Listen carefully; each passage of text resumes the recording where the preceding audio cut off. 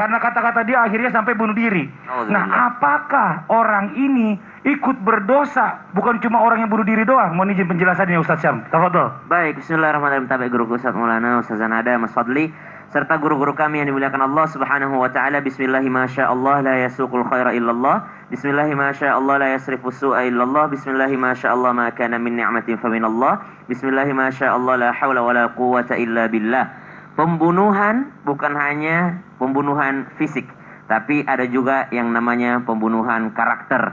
Kalau dikatakan apakah berdosa seseorang yang menyebabkan orang lain suicide atau bunuh diri atau mengakhiri hidupnya, maka termasuklah dia juga berdosa. Kenapa? Karena bukan hanya dalam Islam kita diajarkan untuk hifdzun nafas, ya, menjaga jiwa, tapi juga diajarkan untuk menjaga karakter seseorang. Ada orang yang menjatuhkan orang lain, membunuh orang lain tidak secara langsung, tapi dimulai dari membunuh karakternya.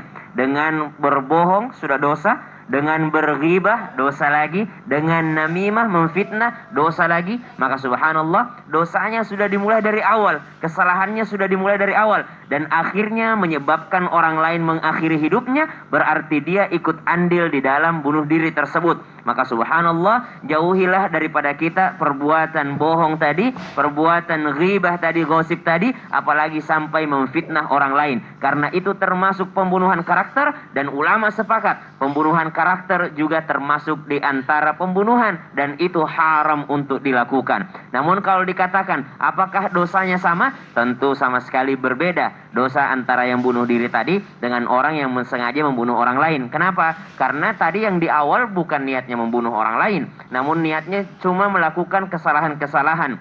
Masalah niat, dia dan Allah yang mengetahui. Namun ketika seseorang berbuat kesalahan, itulah pentingnya menjaga kebaikan kita terhadap manusia. Karena dosa kepada Allah Subhanahu wa taala, mungkin saja Allah mengampuni semua dosa kita kalau kita bertaubat dengan sungguh-sungguh, taubatan nasuha, kembali kepada Allah, Allah mengampuninya. Namun dosa kepada manusia, kita tidak pernah tahu sejauh apa efeknya. Maka Sayyid Ja'far As-Siddiq pernah mengajarkan kepada kita semua bagaimana mengobati hal-hal seperti ini. Maka ketika engkau mendengarkan perkataan daripada orang lain, jikalau itu benar, anggap saja itu adalah hukuman Allah yang disegerakan untukmu. Namun jikalau itu tidak benar, anggap saja engkau telah mendapatkan pahala daripada amal yang tidak engkau lakukan. Maka subhanallah, dua-duanya mendapat kebaikan.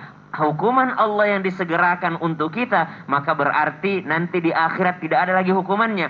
Namun jikalau itu adalah fitnah, maka berarti Allah Subhanahu wa taala memberikan kita pahala dari sesuatu amal yang tidak pernah kita lakukan. Kenapa? Karena kita dapat transfer pahala daripada orang yang memfitnah tadi, daripada orang yang membunuh karakter tadi. Maka mari jaga mulut kita, jaga lidah kita daripada ucapan-ucapan yang akhirnya menyakiti perasaan orang lain, yang akhirnya membunuh karakter orang lain, yang akhirnya membuat mereka melakukan keputusan-keputusan yang ternyata tidak kita duga sebelumnya. Kita mungkin menyakiti orang lain, paling bercanda doang. Biasanya gitu, kita niatnya bercanda, tapi ternyata menyakiti perasaan orang lain. Kita niatnya tidak menyakiti perasaan, namun ternyata bisa melukai perasaan orang lain. Maka na'udzubillahi min dzalik, orang yang menyebabkan orang lain bunuh diri termasuk di antara pembunuhan karakter, dan itu termasuk daripada perbuatan haram dan pastinya berdosa kepada Allah Subhanahu wa taala. Nauzubillah min dzalik. Kalau dulu kita bicara masalah tentang mulut yang berbahaya, ya. Betul. Ternyata sekarang jari ini lebih berbahaya, lebih tajam daripada mulut. Soalnya kalau orang mau